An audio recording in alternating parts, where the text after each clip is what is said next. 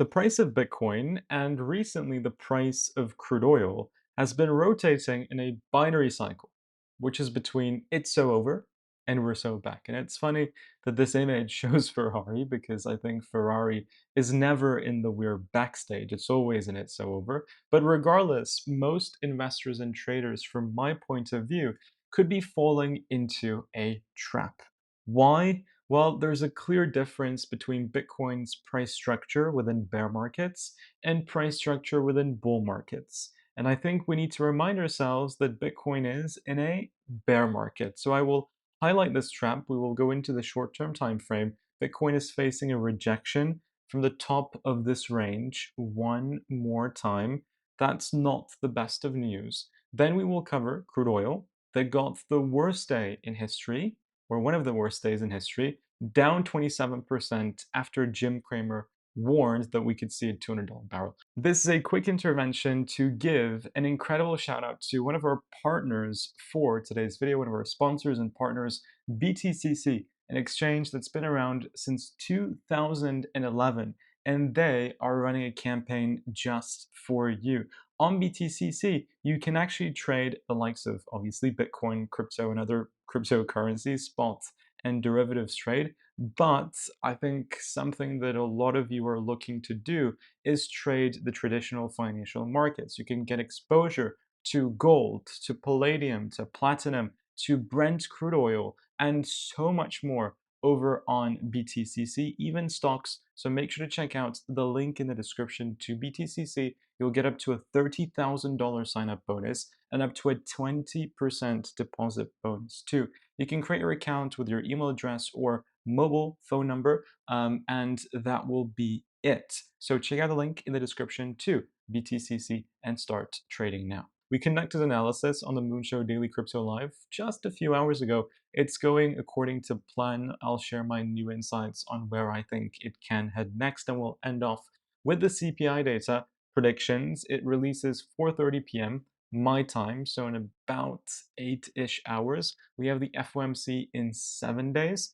These two will go hand in hand, and I'm actually particularly excited for this FOMC meeting. You will find out why that is very soon. Guys and girls, my name is Crypto Kid. Well, my name isn't Crypto Kid, it's FF, but I go by Crypto Kid because I think people find it too complicated to say my real name, which is 3 letters. It's EFE.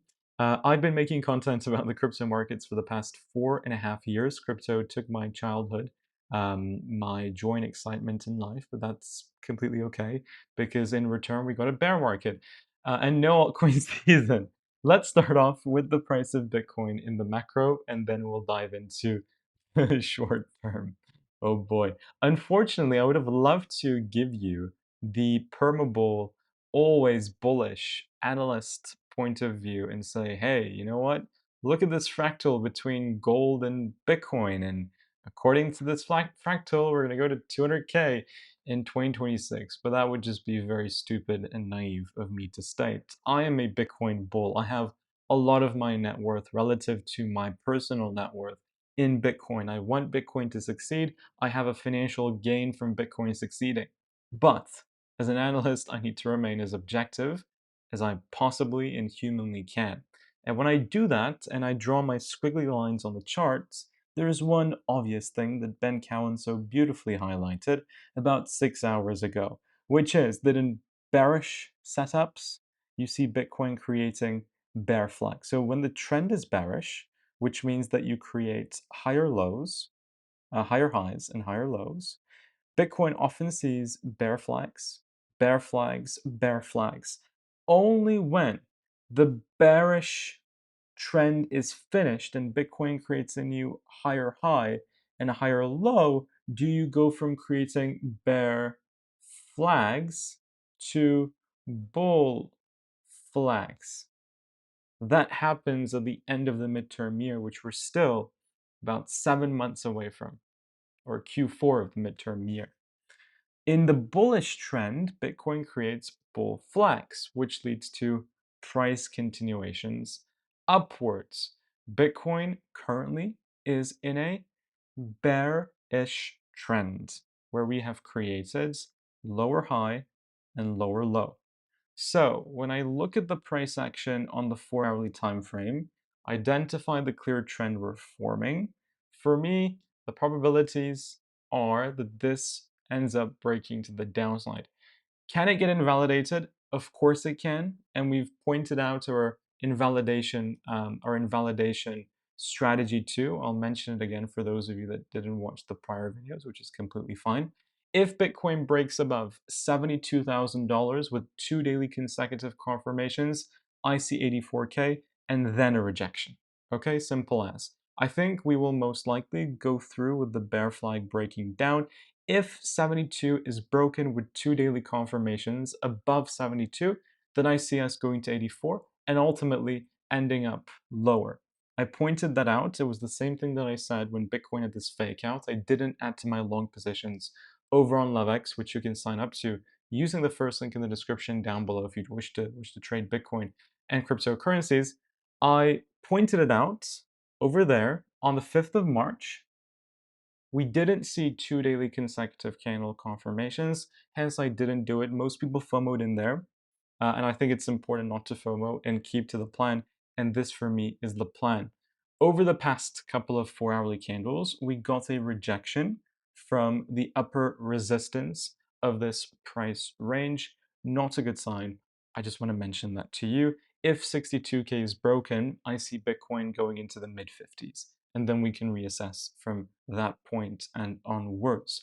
When we go to crude oil is down roughly about 27% from all-time highs. And I blame Jim Cramer. I think Jim Cramer is the sole individual to blame for it. Jokes aside, there are some fundamental reasons to it. Of course, we conducted crude oil analysis on the daily crypto live stream. We highlighted the bear flag on the 15-minute time frame. Yes, guys, crude oil is that volatile that we need to conduct analysis on it on the 15-minute time frame. We said that we're breaking down. We should hopefully experience a move back to prior support turned into resistance. And if we do, it could be potentially a good opportunity to short. Did I take this setup? I didn't take this setup.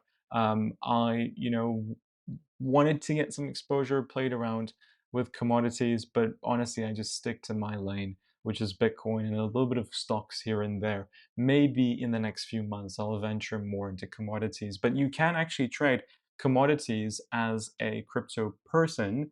Over on Bybit, Bybit actually offers exposure into things like crude oil, gold, and even stocks. The link to Bybit is also in the description down below if you want to trade these traditional financial products as a crypto person. I think that oil will ultimately reach the equilibrium at 65 to 70. I pointed this out on the previous video. When we look at the futures contracts for oil, the months that are coming ahead, they're not in volatile territory. They're all between 65 to 70. So I see oil eventually correcting to those levels and filling the gap that it created at 65 to 70. Why is gold experiencing or oil experiencing the volatility that it is experiencing?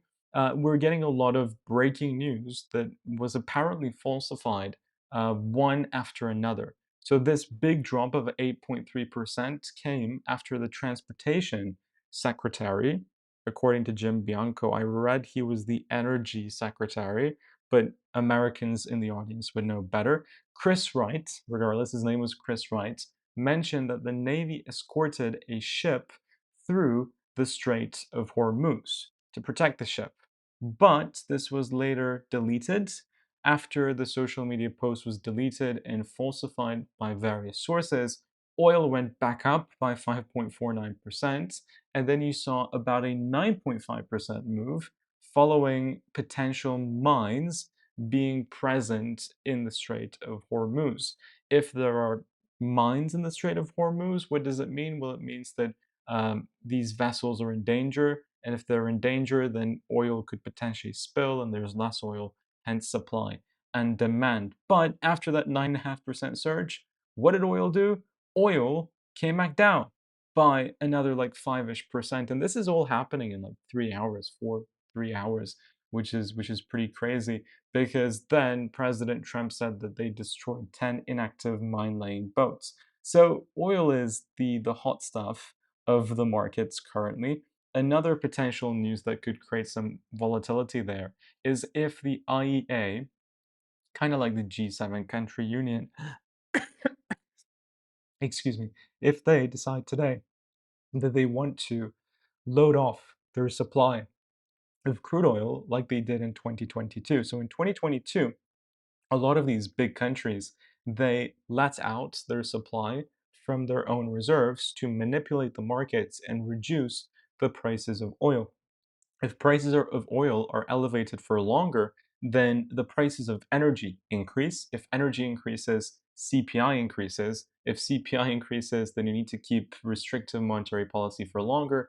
And we all know that currently liquidity conditions are not the best. And you want to bring as much liquidity as you can to pay off the debts. So they need to manipulate the price of oil to the downside to ensure that the economies continue flourishing. So I think at some point they will release their supply to manage it anyways, and that's why I think that oil will reduce to 65 to 70 in a couple of weeks time, weeks to months time. Before we end off the video, let's cover the CPI data. At 4:30 p.m., the CPI year on year is going to increase. Crude oil went up.